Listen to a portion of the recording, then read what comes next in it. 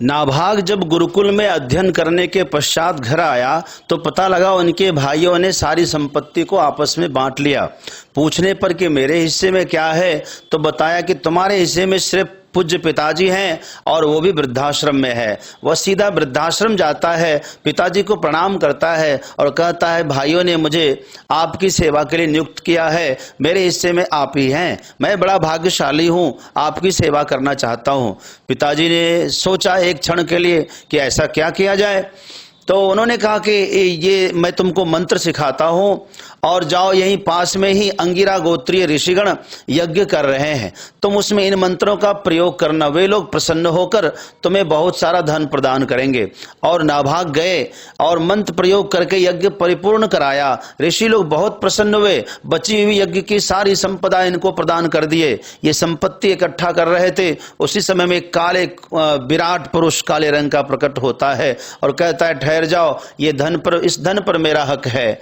इन्होंने कहा कि मेरे पिताजी ने कहा है, कहा कि पिताजी कहेंगे तो मैं मान लूंगा। पूछ कर आया और कहा, पिताजी का कहना है यज्ञ की बची हुई संपत्ति पर रुद्र का भाग होता है, शंकर का भाग होता है। इतना कहते ही वह काला पुरुष प्रकट हो गया, वो साक्षात शंकर थे और आशीर्वाद प्रदान किया।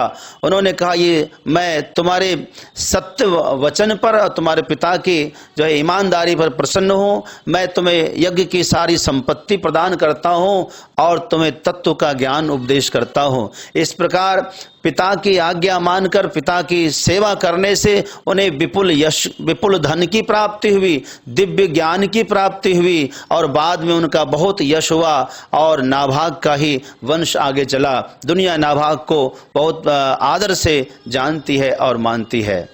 तो जो व्यक्ति अनुचित उचित विचार तजी, जे मानहि पितुबैन, ते भाजन सुख सुजस कर बसहि अमरपति ऐन। अर्थात जो मान अपमान छोड़कर, उचित अनुचित विचार छोड़कर पिता की आज्ञा का पालन करता है, संसार में सब प्रकार का सुख एवं परलोक में भी परम सुख प्राप्त करता है।